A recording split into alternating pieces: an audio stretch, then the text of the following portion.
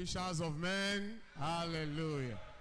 If you're happy to be here this afternoon, let us stand up on our feet and just shout one powerful hallelujah to the Lord. Want to go?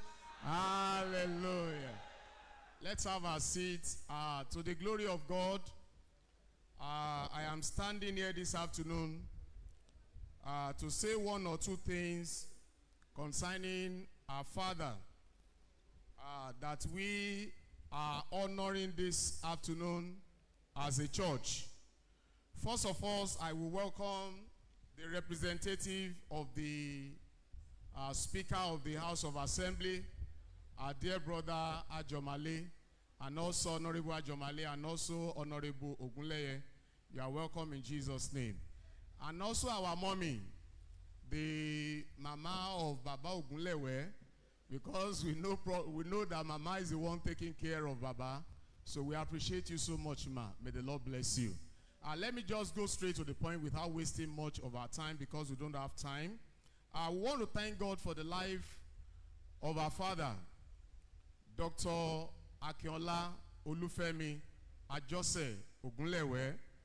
We thank God for your life, Baba, because you have been a wonderful person as a leader of the Church of God. You are not just a leader, but the Lord has called you. As you know, before becoming the lay president of the church, there are a lot of stories that you do tell us. And to the glory of God, God made you the president, the lay president of our noble organization. And ever since then, you have been playing a fatherly role for the progress of United African Methodist Church. We know you are somebody that is very generous, kind. And whenever you want to do something, you will stand on your feet to do whatever you want to do without looking back. You are somebody that many of the clergy, some of us look up unto you. And some of us sometimes when you visit their churches, I remember you say maybe you leave your house, Victoria Island, around maybe 5 a.m. and you can drive down as the Spirit leads you to Ikorodu, to Ijebu-Ode, and you will find some of our ministers, maybe some of them will be doing their responsibility as shepherd in the house of the Lord, and while some will just still be will be tying wrapper. And when you come to the conference standing committee, or you come to the conference, you say, Mori alufa kan o se ro ironi o. And you say some we amore to je pe o nsise. I remember a story you told us about we pe owo buruku o wa lowo eni ke buruku ko se kini o ko payan so eni yen ma na owo yen ni. It happens to one of our minister to je pe nigba yen e mo boya nkan o si owo to de wa lowo e boya owo ton fun yen o ya sare se praise the Lord. Oh. So Baba Ogunlewe wọ́n jẹ́ ẹni tó jẹ́ pé wọ́n fọkàn sí. Mo rántí there's a story tí wọ́n sọ nígbà tí wọ́n in study ní England. Wọ́n sọ pé kò sí owó lọ́wọ́ àwọn níjọ́ yẹn. Ní pé the only money tó wà lọ́wọ́ àwọn wò pé táwọn bá fi owó yẹn táwọn bá fi wọ cab débi táwọn lọ, ó possible pé káwọn máa rí nǹkan táwọn máa jẹ for that particular day. But to the glory of God, wọ́n kàn gbọ́n pé ní ẹ kàn pé Akin I will pay who knows Akin here. He mentioned the name of the person, but I've forgotten the name of the person now. Airport. And you know what happened? And 2 shillings, recollect. But he gave him the whole Nigeria. Ó release ẹ̀ fún wọn. Ibẹ̀ ni àwọn bàbá Martin sọ̀rọ̀ kan fún wa nípa orin olùbùkún ni ọ́ ọba ọ̀run tó jẹ́ pé orin tí wọ́n fẹ́ràn jù. Wọ́n ní táwọn bá ti rántí that particular thing pé orin yẹn kọ̀ wá sí wọn lọ́kàn pé olùbùkún ni ọ́ ọba ọ̀run. Ìwọ tí ń gbé nú onírẹ̀lẹ̀ olùbùkún ni ọ́ ọba òkè. Ìwọ tó gbé níṣu ó dìde want to thank God for your life, sir, for what the Lord has used you to do in the vineyard of the Lord. I always tell you something, sir, that the reason why God has kept you is that God has an assignment for you to do, sir. And the assignment God has given you, I stand before the altar of God this afternoon, that until you accomplish that assignment, that until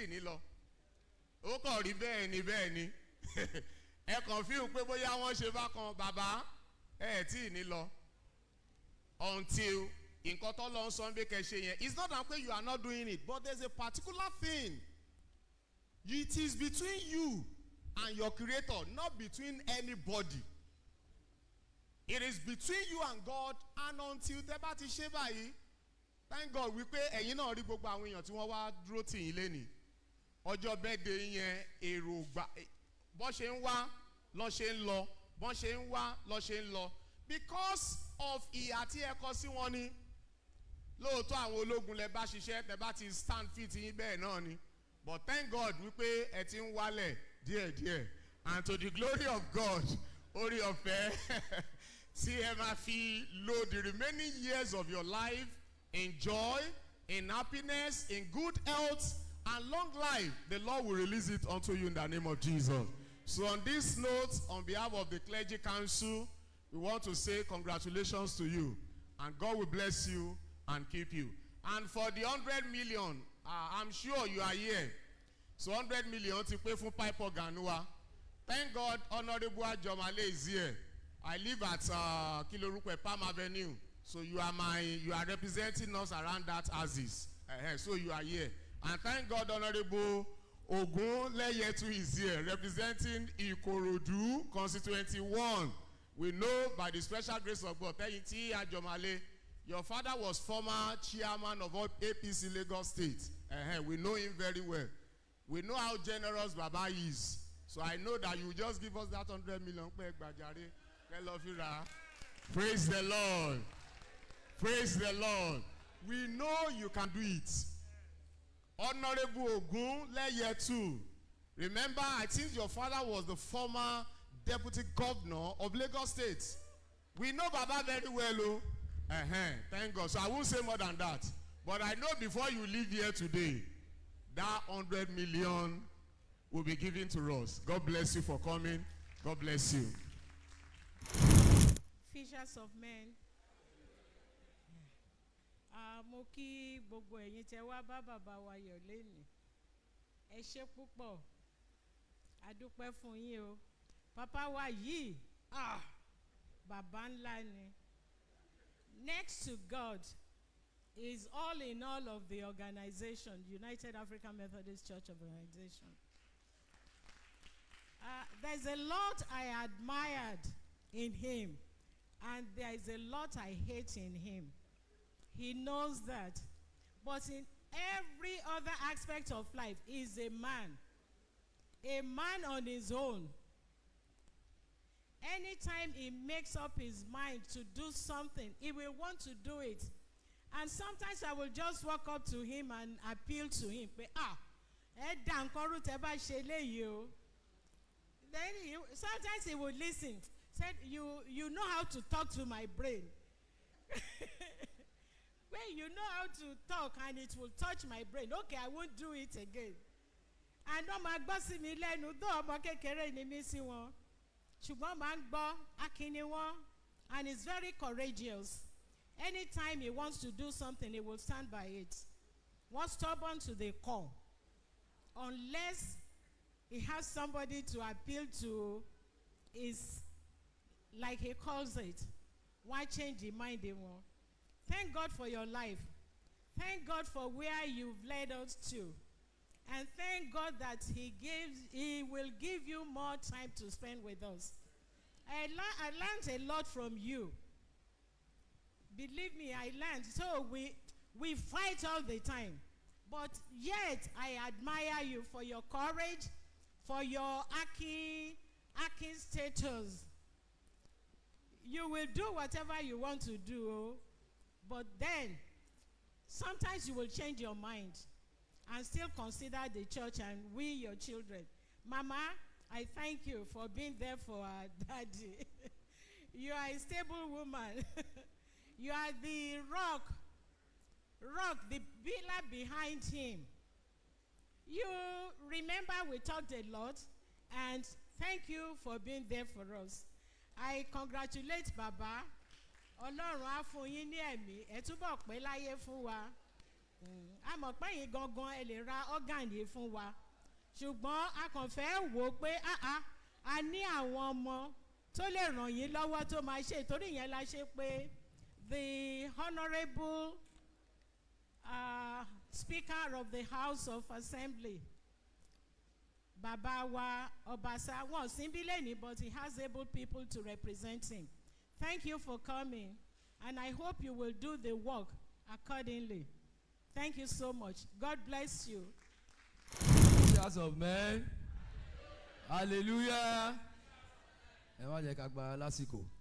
Primate, in addition, Honorable Ajomale is the son of Motuba Henry Ajomale, who was the former chairman, APC Lagos State, and former commissioner, special duties in Lagos State. So the two of them have the pedigree. That's why the speaker sent them here purposely. God, thank you for coming.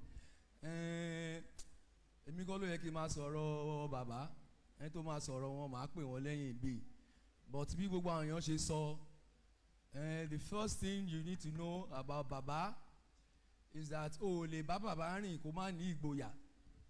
It's totally impossible. That is the first thing you are going to learn from him. Tó bá ní ó yá nìyẹn. And he leads from the front. Kò ń ṣe máa lọ kí máa tẹ̀lé ẹ o. Jẹ́ ká lọ ni, and he's in the front going, and he's going to achieve it. So that is the very first thing you will acquire from him when you mix with him.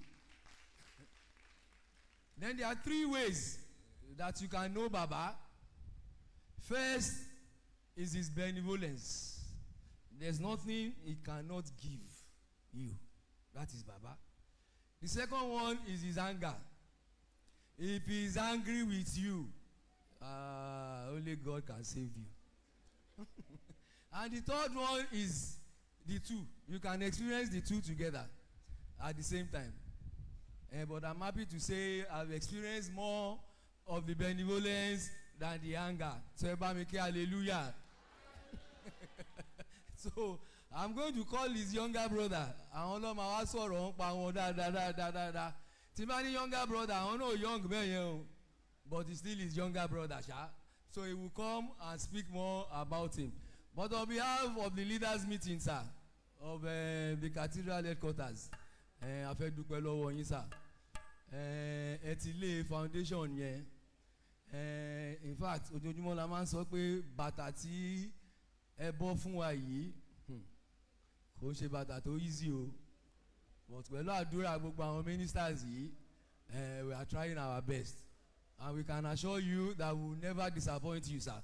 From all we have learned from you. Ẹ ṣé púpọ̀. Gbogbo wa kú ọ̀sán o. Mo lè kí gbogbo wa pé ẹ ṣé tẹ́ wá láti ṣe ẹ̀yẹ yìí fún lay president wa and chairman of the board of trustees. Nígbà yẹn láyé kòkò púpọ̀. Mo kàn fẹ́ sọ nǹkan mẹ́ta tó jẹ́ mystery.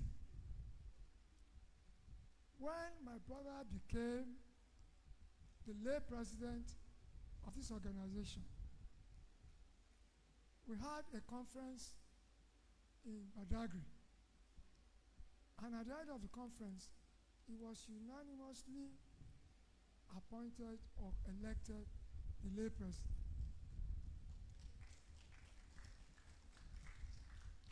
As soon as the conference ended, we went out together, and he turned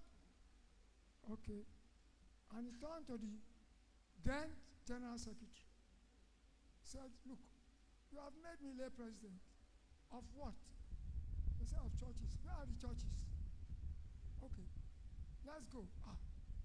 The representative of Badagry said, "Excuse me, church yẹn pọ̀ ó tó bí 35. Only lẹ́yìn níyì Amade Ogbo 35 churches ni." Ó ti gbé mọ́tò sọ́nà. gbogbo abẹ́rẹ́ sí gbá tẹ̀lé. Believe you me, we were able to cover 27 churches on that day.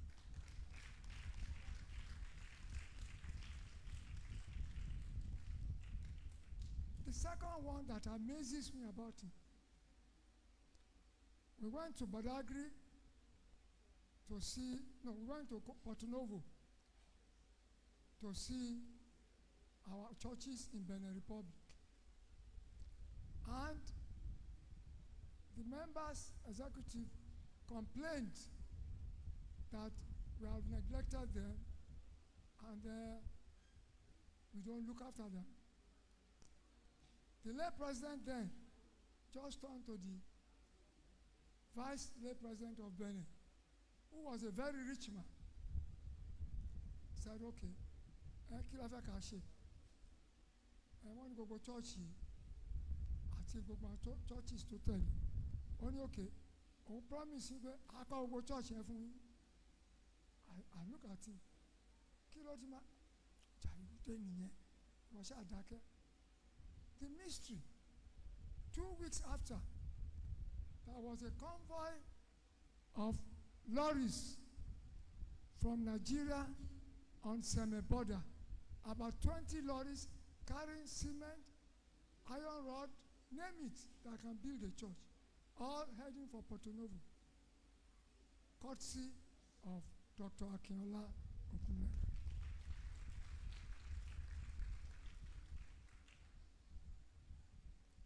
Thirdly, is the church we are in today. In 1991, the old church collapsed completely. And we thought, how are we going to build one? And my brother then said, then the women folk of the church, led by my sister, the Yajo, came to him and said, Mama Paul, and he turned around and said, okay, yes, now the mystery of it was that the second week, there was a convoy from Julius Berger of 34 lorries from this end to Idumota, all carrying mixed cement to make a foundation of this church.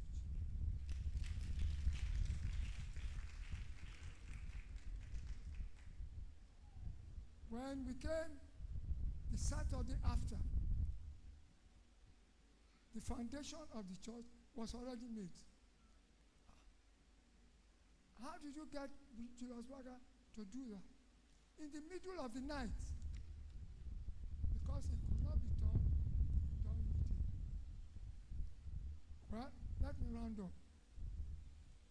People wondered how I was able to cope as a secretary, general secretary, when my brother was also the lay president. I offered to resign. Oh Lord, because I'll do as your man. And where is the resources? God will provide. And that is the one slogan that he uses all the time. He will turn to me and say, Jaye, what will worry you? God will provide. And surprisingly, that God always provides. So, Baba, let God also provide for me. And I will be grateful. He has been doing it, but he will do more. Ladies and gentlemen, this is a wonderful man. I think he has been described very well. But one thing about him is that if he says heaven will fall, please don't argue with him. I can assure you that heaven will fall. So let me cut it short. He's a man of determination. When he wants to do anything, he will determine. And his wife, Dr. Moji, makes a good joke for me. Say, ẹgbẹ́ tó ń fi nǹkan tí ò ní tọrẹ. He was as bad as that. Well, ladies and gentlemen, thank you very much for coming. Senator Sogweton, àwọn ní olórí ẹbí Fadugba Ogunlewe family ní Igbogbo. Through wọn as olórí ẹbí, every Easter Monday, a máa ń ṣe nǹkan tó ń pè ní General Assembly. Tí gbogbo ẹbí pátápátá nídìílé ìyá nídìílé bàbá tó ń jẹ́ ti bàbá wa náà máa wá. Níbẹ̀ ni wọ́n ti set up committee strategic planning committee for family tí senator jọ chairman senator sọ yẹn. Nínú strategic committee yẹn ni a ti gbìmọ̀ láti kọ́ 100-bed hostels fún Lagos State Model College ní gbogbo 100 fún female 100 fún male. Lẹ́yìn yẹn a máa ń ṣe ọdún 1st of January every year ilé wọn máa ń jẹ́ carnival ní gbogbo ni. Ẹni tó bá wá ní 4th of January tó ń bọ̀ yìí lágbára Ọlọ́run ẹ̀ bá wa ń bẹ̀. Gbogbo ìlú pátápátá ni wọ́n máa so oúnjẹ fún àwọn ọmọ gẹ́ẹ̀lú gbogbo wọn náà wọ́n ti fi sínú rẹ́gísítà wọn tó bá di jẹ́ wọ́n pè wọ́n ibẹ̀ máa kún rẹpẹtẹ ni. So wọ́n jẹ́ èèyàn kan tí wọ́n máa ń ṣe oore púpọ̀.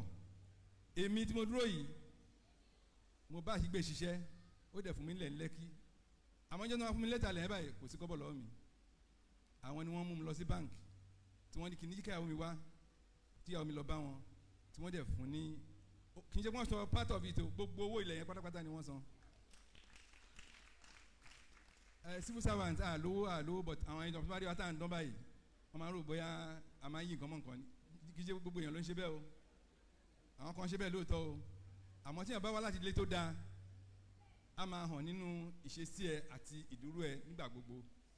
Mi lè sọ pé wọ́n ra suit kan fún mi nígbà kan ìgbà tí wọ́n èmi tí dìbàm sẹ̀ level 12 mo wà nígbà tí permanent sẹ̀ nìkan rí mi nínú suit yẹn ló ní Ṣẹ́gun level kí ló wà náà mo ní level 12 káṣọ́ra o ó ń wòye pé bóyá wọ́n ti rówó tó láti ra suit tó gbẹmọ́ ẹ lára báyìí wọ́n mọ̀ pé Dr. Akinola Ajose náà ń ṣiṣẹ́.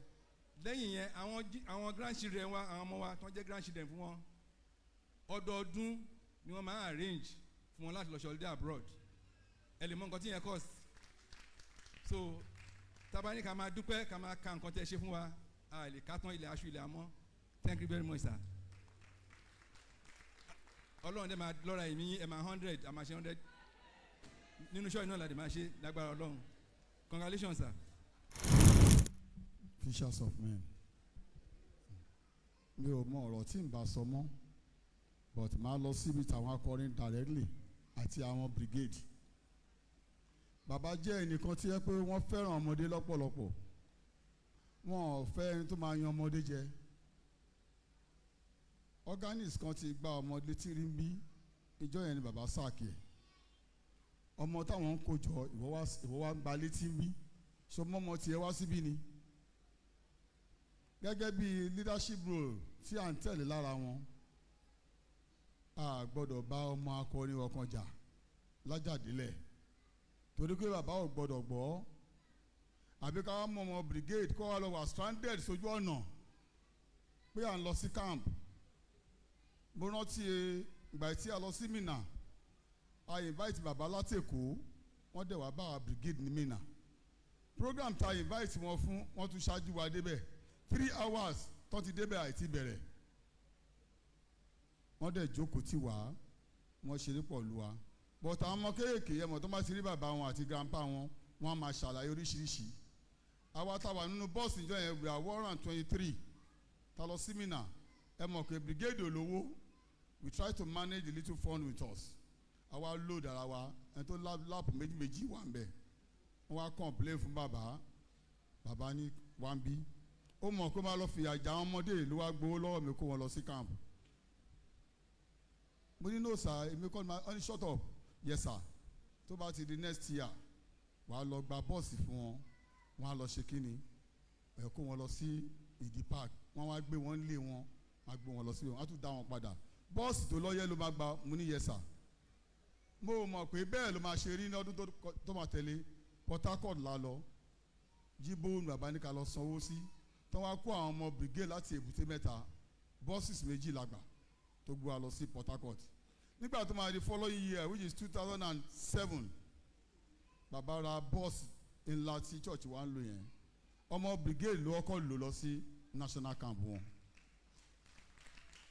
that organization bus àwa la kọ́ lò lọ kò dẹ̀ sí ìgbà tí wọ́n lè fẹ́ lo bọ́ọ̀sì yẹn even youth council lọ́kọ̀ sára ẹ̀ 2011 wọ́n fẹ́ lọ Port Novo àwọn náà fẹ́ lọ sí camp bàbá ní lọ gba mọ́tò fáwọn youth council ní Ìdúmọ̀tà èyàn máa gbé bọ́ọ̀sì yẹn lọ that was the year tá à ń lọ sí Kogi he has done a great thing for us a lè máa kà á ṣé àwọn ọmọ tó ń fún ní scholarship ni àbí àwọn ọmọ tá a máa kó lọ bá wọn pé owó school wa ò pé ẹjọ sà èèlò ni lọkọ wọn kalẹ̀ náà máa sọ tá a bá débẹ̀ baba will not give us check he was give us cash to each one of them we are enjoying him in fact baba nǹkan tẹ́ ń ṣe òun ló jẹ́ kí Ọlọ́run máa fi ọdún kún ọdún yín á dẹ̀ máa lọ bẹ́ẹ̀ ni àti ìdìmọ̀ yìí ohun tá a máa sọ tẹ́ bá lọ tán náà ní ṣùgbọ́n ẹ̀ tí ì lè lọ torí pé ọ̀pọ̀lọpọ̀ ọmọ lóyìn nílò yín Ọlọ́run á bá ọlọ́rọ̀ ẹ̀mí sà ẹ̀ dàgbà jù báyìí lọ ẹ̀ dògbò ẹ̀ níràlẹ̀ kú ẹ̀ ṣeun gan sà. Thank you.